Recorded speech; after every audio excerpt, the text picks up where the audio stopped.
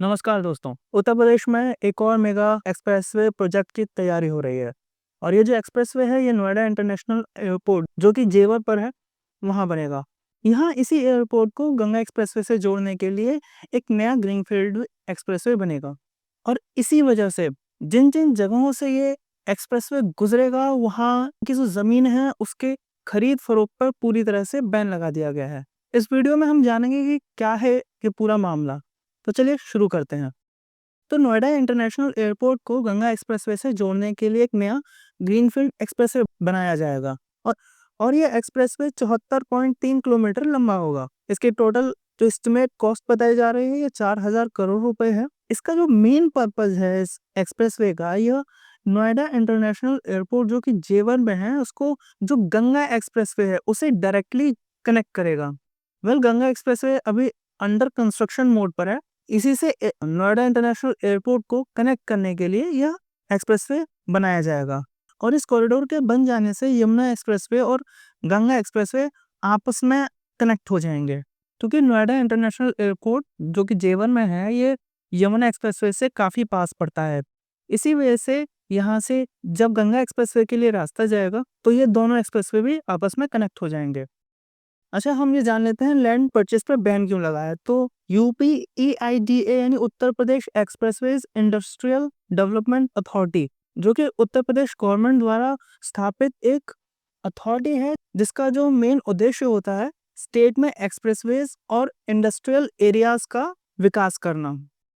इसने officially announce किया है कि इस अलाइनमेंट के आसपास अब कोई लैंड खरीद या बेच नहीं सकता है और जो भी इस रूल को वायलेट करेगा उस पर स्ट्रिक्ट एडमिनिस्ट्रेटिव एक्शन लिया जाएगा।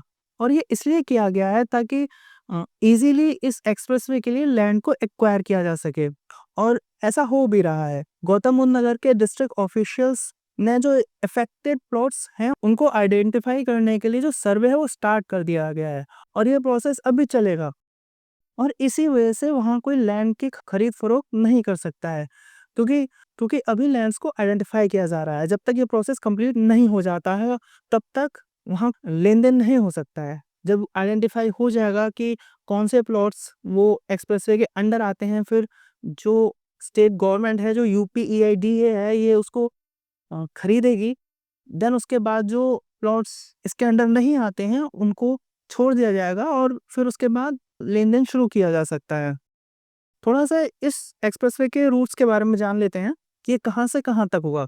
तो ये जो एक्सप्रेसवे है इसका स्टार्टिंग पॉइंट सियाना जो कि बुलंदशहर है वहाँ से शुरू होगा और जाके यमुना एक्सप्रेसवे से जुड़ेगा जो कि नोएडा का जो फिल्म सिटी है उसके सेक्टर 21 के पास आकर। और ये जो एक्सप्रेसवे होगा ये 120 मीटर चौड़ा होगा। पहले जो इसका रूट था वो 83 किलोमीटर का था, लेकिन यमुना सिटी के डेवलप्ड सेक्टर्स को अवॉइड करने के लिए रीअलाइनमेंट किया जाएगा। तो जब ये कंप्लीट हो जाएगा तो इसका एक्चुअल स्ट्रेच कितना होगा ये हमें पता चल जाएगा। अच्छा, ये जो एक्सप्रेसवे ये 56 विलेजेस से होकर गुजरेगा, जिसमें जो 8 विलेजेस होंगे ये गौतम बुद्ध नगर में होंगे और जो 48 होंगे वो बुलंदशहर में होंगे। साथ ही इसमें जो इम्पोर्टेंट तहसील्स हैं जैसे खुर्जा हो गया, सियाना हो गया, शिकारपुर हो गया, बुलंदशहर हो गया, ये इन सभी से होकर गुजरेगा।